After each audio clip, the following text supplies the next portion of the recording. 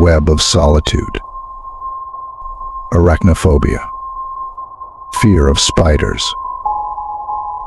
David always avoided the basement, where thick webs draped every corner, their silvery strands like veins. But tonight a strange sound called him there, echoing up the dark staircase. The light bulb dangled dead, so he descended by flashlight, sweeping it through the musty, cobweb-strewn space. The beam landed on a figure in the corner, a young child, a face David didn't recognize, eyes wide with terror. He approached, but his breath caught. Silently, thin, spindly legs began crawling from the child's mouth until they spilled out in a torrent of spiders, their bodies thick, glistening, and hungry. One step higher. Acrophobia. Fear of heights. Dana had avoided heights her whole life, but a new job demanded she work on the 40th floor of a skyscraper. Determined to conquer her phobia, she took the glass-walled elevator. The ascent was agonizing. Her heart raced with every floor that ticked by. But then her floor never came. The elevator continued rising past the top floor, as if breaking free from the building itself, until the entire city stretched below like a glittering carpet. The walls of the elevator turned transparent, and she found herself standing on nothing, just an endless, terrifying fall waiting for her to take one small step. Close quarters. Claustrophobia.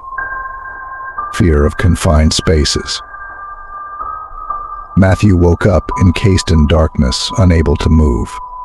He pushed against the walls around him, cold metal on every side. He tried to scream, but his voice echoed only in his own mind. He was trapped in a coffin-like box with no sound, no light, and no end. Just as the weight of despair became overwhelming, he heard a voice through an unseen speaker, eerily calm, counting down from 10, as if he were part of some cruel experiment. 10.9.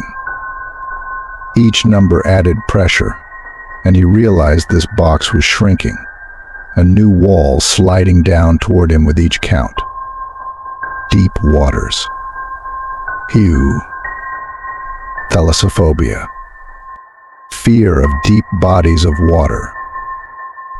Drifting in the ocean, Olivia felt something cold brush her leg. She clung to the makeshift raft, her only support in the endless dark sea. Moonlight barely illuminated the water, but enough to reveal something massive gliding beneath her, shadows swirling in the deep. She heard faint whispers, and suddenly images filled her mind, faces staring up from beneath the water, their mouths open in silent screams. Then, a hand shot out, grabbing her ankle, dragging her down into the pitch-black depths where countless others had disappeared, eyes wide in terror as they waited for her to join them forever. Unseen faces. Anthropophobia. Fear of people. Kevin always felt watched, but he brushed it off as paranoia. When he started seeing vague silhouettes of people in his home, he grew alarmed. He would walk into a room and glimpse figures lurking in the corner of his eye, but when he turned to look, they'd vanish. His reflection began smiling at him, even when he wasn't smiling back. The people in his dreams were there every night, staring, closer and closer each time. The faces of strangers started appearing around him, their eyes hollow, as if waiting for him to join them, becoming just another face in the void. Lines in the sky. Astrophobia. Fear of lightning and thunder. Mark had been terrified of storms since childhood. When a freak thunderstorm hit his town, he found himself alone, watching the sky light up in bursts. But this storm was unlike any he'd ever seen. Each flash was a blinding shape, something massive and humanoid outlined in the lightning. He could feel its eyes upon him, hear its footsteps crash with every bolt, each strike closer than the last. When lightning finally hit his house, he saw a giant figure, towering, extending a hand through the ceiling, its jagged form electrified and grinning as it reached down to claim him. The staring glass. Spectrophobia. Fear of mirrors. Grace dreaded mirrors, avoiding her own reflection as much as possible. One evening, she noticed something strange. Her reflection was staring back at her, motionless even as she stepped away. The next night, her reflection tilted its head and grinned a slow, unnatural smile. Terrified, she smashed the mirror, but her image stayed intact, now moving freely inside the shattered shards. As she backed away, the fragments swirled around her, reforming into dozens of tiny mirrors, each reflecting her with a different, sinister expression. She realized her reflection wasn't hers anymore. It had taken on a life of its own.